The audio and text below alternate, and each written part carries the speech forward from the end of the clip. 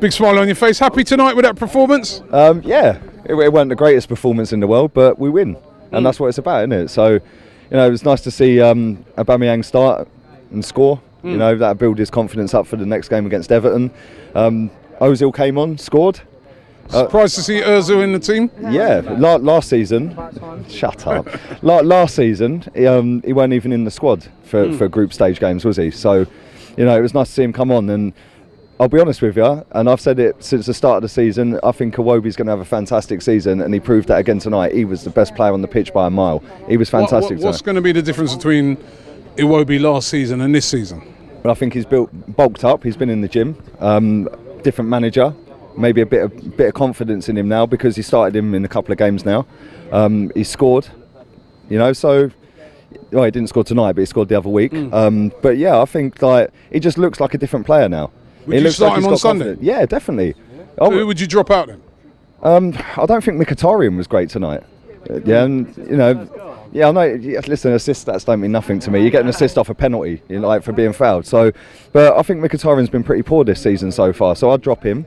All in all, it was a great win, but it was a bit disappointing to concede 2 goals. And I thought Lichtsteiner was at fault for both of them. The first one, it weren't a great header out by Rob Holding, but he was caught in possession. The second one, he was ball watching, and he was getting sucked further inside, and the guy was in acres of space behind him. Obviously, the guy who pinged it in, it took a deflection. He had a lot of work to do, but that was poor. But on the other side of that, he did set up Ozil's goal, so going forward, he was all right. But we have to remember, this is his first start. I mean, even a player of his experience is going to be a bit nervous, isn't it? He's having his first start at the Emirates. Well, that's it. The first time he came on was against Man City, and he shut Mahrez down that night. He stuck one on him, shut him down, and Mahrez got substituted in the end after not getting past him all game. Tonight, I don't think he was great, but again, like you said, it's his first start. It's a Europa League game. But this is a guy that's won 7 titles straight at Juve, so I thought he would have done a bit better than he did. But I ain't going to stand there and cuss him off. He's a good player. But Socrates tonight, again, was fantastic. Yeah, absolutely brilliant performance. It was great up at Newcastle at the weekend, and I think he's been our best signing so far. Everyone's raving about Torreira, who again I thought was decent tonight. But overall, in every game we've played so far, I think Socrates has been our best player. So, listen, we've got Everton at the weekend. That's not going to be an easy game, but we've won. Aubameyang scored goals. Welbeck's goal was a decent finish as well. Nice little header. So yeah, I'm happy, man. It's confidence. It's building. That's 4 straight wins. When are we getting a clean sheet though? It's worrying, isn't it? Next year. Yeah, well, let's say if we keep outscoring the opponent, it don't really matter too much, does it? But it would be nice to get a clean sheet, and it was a bit disappointing that Leno conceded 2 tonight. But I don't think he could have done. Start for you? No, I'd keep Czech for now. I've said this to loads of people. I don't think that when Leno signed for Arsenal, he was being told he was going to be number 1. I think it was a case of, if you're going to come to Arsenal, it's a bigger club than you're at.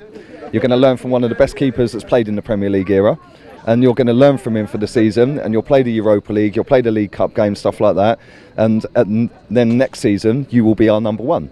And I think... Who told him that? Gazidis? Before he scarpered off? Well, I don't know, they've probably all had a conversation. It was probably an Emery signing in the first place, so they've probably all had the conversation. And just on Gazidis, I just want to say, listen, everyone's slagging the geezer off, right? And I'm not his biggest fan, so let's have that right. But when we did the Nike deal, I think that was the biggest deal in history, wasn't it? Yeah, in terms of sponsorship deal and stuff like that, right? Gate receipts, we're the biggest in the world. So off the pitch, we've been, top draw, right? I think you're right there. Business-wise, he's done his job, hasn't he? Yeah, business-wise he has, but at the same time, part of the business is on-field activity. I mean, he's done brilliantly for Stan Kroenke. Yeah, of course. Because he's doubled, trebled, quadrupled his investment. Yeah, but at the same time, it's on-field as well. It's not just the business side, it's the on-field as well. But if you look at the signings we've made under him, we've made so many bad signings that have been on top draw money, and we can't get rid of them, and they run contracts down, or we sell the likes of Van Persie to Man United and stuff like that. But at the same time, we've signed Aubameyang under him, we've signed Lacazette under him, Ozil, Sanchez, players like that. Do you know what I mean? So, if I was going to rate the guy out of 10 for his time at Arsenal, I'd give him a 6.5 stroke 7 at best 7. But listen, the way I see it is, like I said, off-field, fantastic, money-wise, but now, it's on-field as well. And overall, on-field, we ain't been competing, which is why we moved here in the first place. But listen, we move forward now, and it's a new era, and the next one, Stan Kroenke. Like Claude said earlier, 2 down, 1 to go.